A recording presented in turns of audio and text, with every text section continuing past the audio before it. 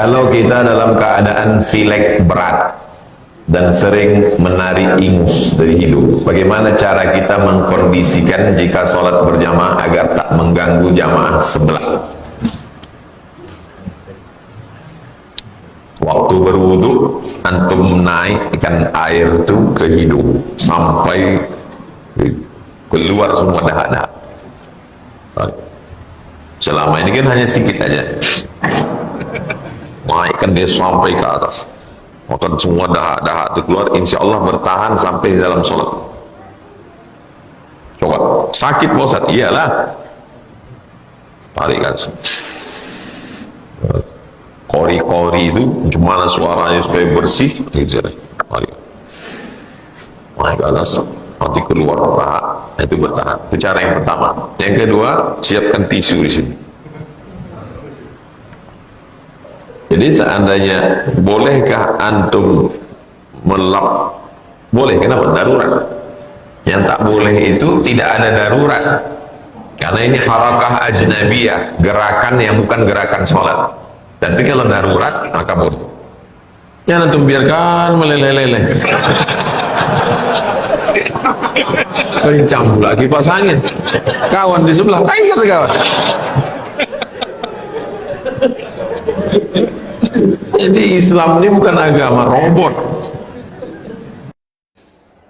Apa yang harus kita lakukan? Sholat berjamaah, imamnya cepat-cepat, ganti imam tuh.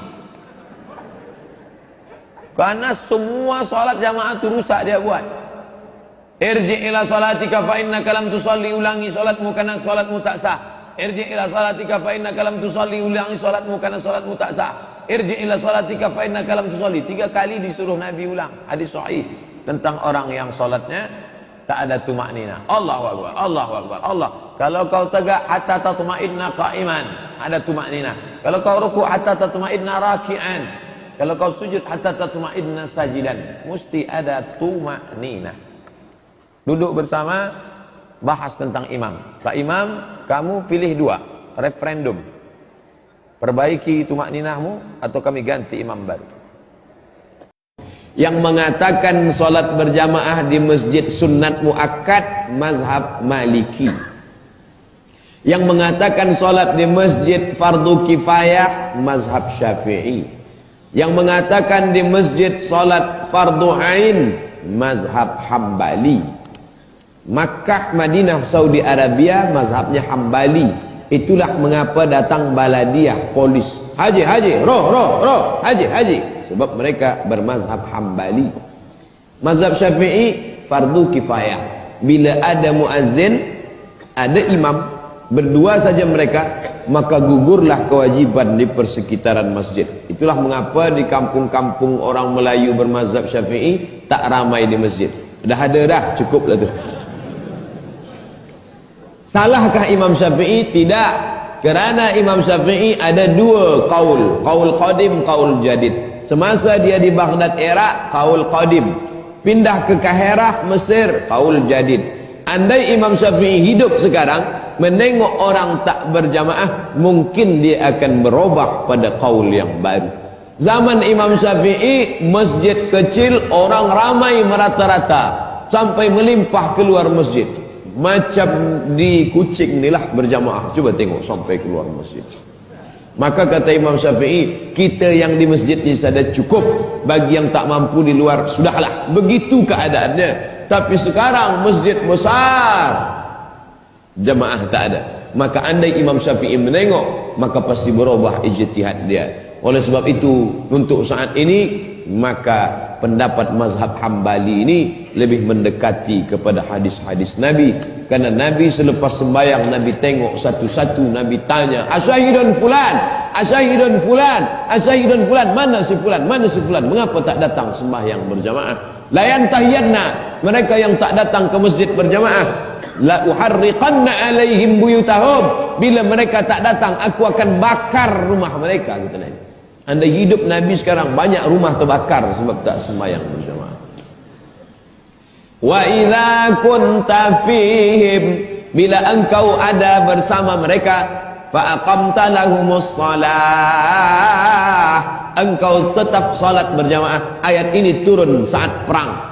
Sedangkan perang sekalipun Nabi tetap salat. Nabi menjadi imam, sahabat dua baris, dua saf. Saf pertama sembahyang, saf kedua memegang anak panah menengok musuh. Salam 2 rakaat sebab mereka qasar. Saf pertama mundur ke belakang, saf kedua maju ke hadapan. Salat khauf. Apa maknanya? Sedangkan perang tetap salat berjamaah, apalagi tidak perang. Buta, tak boleh tengok jalan. Namanya Abdullah bin Ummi Maktum. Ya Rasulullah, ana barir, aku buta. Laisa li qaidun yaquduni. Tak ada orang boleh membimbing aku datang ke masjid. Izinkan aku salat di rumah. Apa kata Nabi? Atasma'un nida? Apakah telinga engkau mendengar azan? Apakah engkau tahu di mana letak masjid? Walau tak ada yang membimbing engkau, telinga mendengar sebab tahu di mana masjid. Ya. Fa'ajib, engkau datang. Bila yang buta saja ke masjid, apalagi tak buta.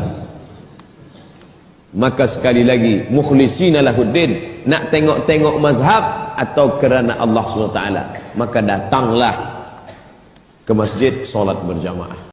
Biasakan ke masjid, subuh jamaah, zuhur jamaah, asar jamaah, maghrib jamaah, isya jamaah, subuh jamaah, asar jamaah. Nanti sudah sering, kau merasakan kalau tidak berjamaah seperti ada yang hampa, yang hilang. Pernah kalian merasakan itu, saudaraku? Pernah. Yang biasa sholat berjamaah, hayya shalah,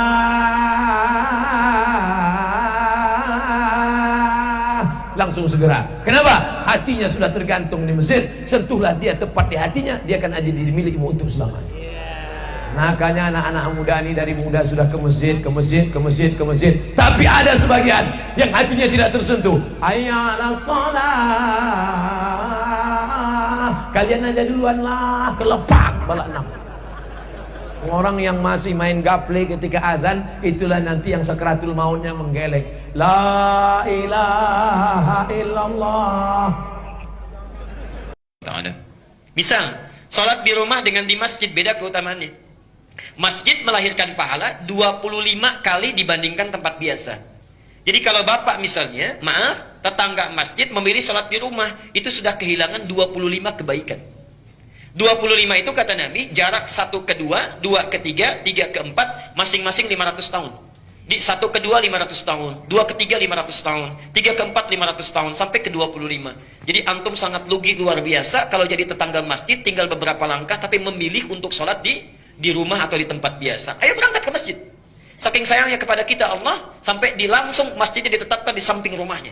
Masih nggak mau berangkat juga, Masya Allah. Karena itu Nabi saking kesalnya dikecam itu, dikecam. Lebih baik dibakar saja dari rumahnya. Abu Bakar pernah memberikan fatwa itu. Orang yang sengaja nggak mau ke masjid, menantang-nantang masjid, ya, artinya melecehkan masjid maksudnya, melecehkan masjid. Bukan kalau ada nggak, yang oh ini tetangga nggak ke masjid dipraktekkan, bakar aja rumahnya. Nggak begitu. Ya.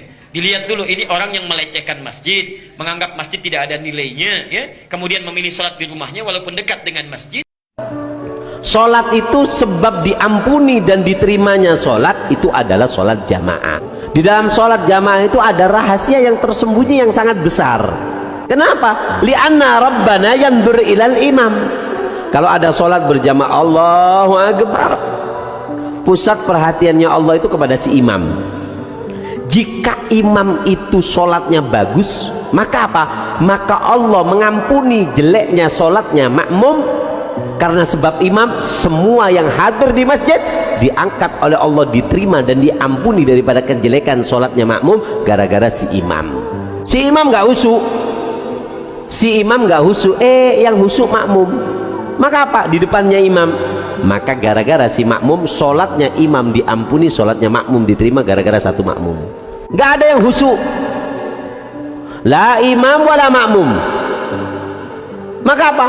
Maka dikatakan bahwasanya ghufira li jami' bisababi ijtima'ihim, diterima oleh Allah karena sebab perkumpulan mereka, karena sholat jamaah, karena mereka sholat berjamaah walaupun ada kekurangan di dalam sholatnya dari segi husuknya, ya, bukan dari segi yang membatalkan sholat, artinya husuknya kurang begitu bagus, karena jamaahnya diampuni kekurangannya itu, diterima oleh Allah karena sempat sholat berjamaah. Jangan tinggalkan sholat berjamaah. Isya berjamaah separuh malam dianggap sholat terus menerus. Subuh berjamaah pahalanya sepanjang malam dianggap sholat terus menerus. Siapa tahu kita mati pada malam hari. Kalau kita biasa berjamaah, mudah-mudahan kematian kita seperti matinya orang dalam keadaan sholat.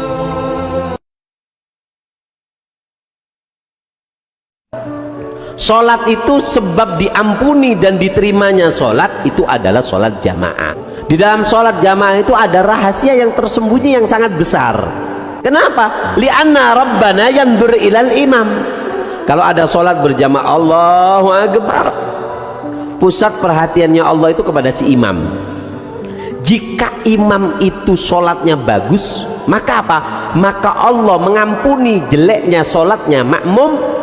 Karena sebab imam, semua yang hadir di masjid diangkat oleh Allah, diterima dan diampuni daripada kejelekan sholatnya makmum gara-gara si imam.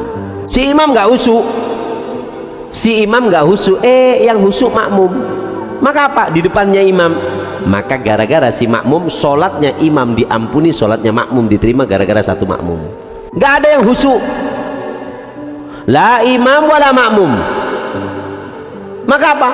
Maka dikatakan bahwasanya ghufira li jami' bisababi ijtimaihim, diterima oleh Allah karena sebab perkumpulan mereka, karena sholat jamaah, karena mereka sholat berjamaah. Walaupun ada kekurangan di dalam sholatnya dari segi husuknya, ya, bukan dari segi yang membatalkan sholat, artinya husuknya kurang begitu bagus, karena jamaahnya diampuni kekurangannya itu, diterima oleh Allah karena sempat sholat berjamaah. Assalamualaikum Ustaz, saya sering mendengar ketika sedang sholat berjamaah ada makmum yang membaca ulang surat Al-Fatihah setelah imam membaca surat Al-Fatihah. Apa hal tersebut dianjurkan Ustaz? Mungkin bukan mengulang, karena membaca Al-Fatihah itu dalam Syafi'iyah bagian dari rukun. La sholat liman lam yaqra bi Fatihatil Kitab. Tidak sah sholat seseorang kalau nggak baca Al-Fatihah. Makanya dalam sholat berjamaah imam diminta memberikan jeda kepada makmum untuk bisa membaca Al-Fatihah paling minimal 3 ayat. Batasan 3 ayat ini ditetapkan oleh para ulama karena jumlah ayat paling sedikit dalam Al-Quran itu 3 ayat di Al-Kautsar. Inna a'tainakal kautsar fasholli rabbika wanhar inna syani'aka huwal abtar. Makanya seorang imam walaupun membaca ayat, kalaupun cuma 1 ayat dan panjangnya serupa sama dengan 3 ayat di Al-Kautsar ini, maka dinilai sah, cukup. Ya, misal membaca Al-Baqarah ayat 286, la yukallifullahu nafsan illa wus'aha, sampai ujungnya walaupun cuma seayat itu sah hukumnya. Ya benar gitu, karena senilai dengan apa yang tadi dianggap sah. Karena itu Al-Fatihah, kalaupun kita mau mengejar untuk membacanya misalnya, dan kita ingin bacakan itu dalam salat, maka imam memberikan jeda. Bisa 2 caranya. 1, memberikan jeda setiap bacaan ayatnya. Misal Bismillahirrahmanirrahim, nanti sebentar makmum mengikuti. Artinya ada jeda sedikit, walaupun mungkin 1 detik atau 2 detik. Ya Alhamdulillahi Rabbil Alamin Ar-Rahmanir-Rahim Maliki Yaumiddin. Jelas? Baik, ada imam yang bacanya hadar. Hadar itu bacaan cepat dengan kondisi tertentu. Ini ada hadar, ya, ada mutawasit, ada tiwal. Hadar itu bacaan cepat tapi tajwidnya terpenuhi semua. Jadi kan 2 harakat. Bismillahirrahmanirrahim Alhamdulillahi Rabbil Alamin Ar-Rahmanir-Rahim Maliki Yaumiddin. Dua termasuk mad alif disukun. Ya, mutawasit jadi 4 harakat 2 detik.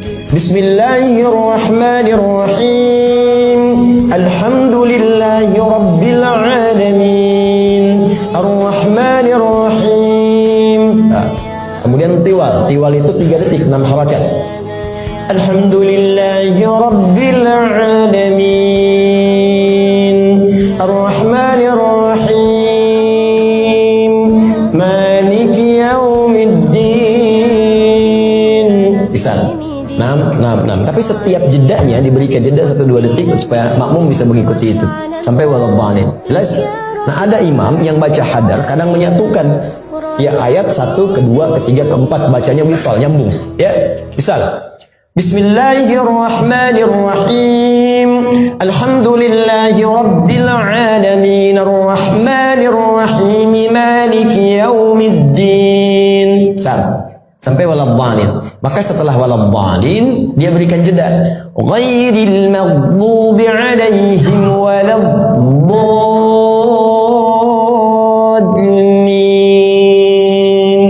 Amin. detik, 4 detik, makmum baca.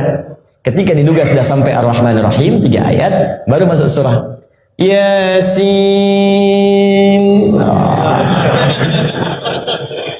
Bikin makmum dulu ya, merasakan kenikmatan sholat. Allahu Akbar. Tarawih itu ya. Maka boleh jadi khusnudzan dia mungkin sedang baca Al-Fatihah pada saat itu karena tak sempat mengikuti bacaan imam yang membacakan ayat per ayat. Jelas ya? Allah Ta'ala alam bisawab.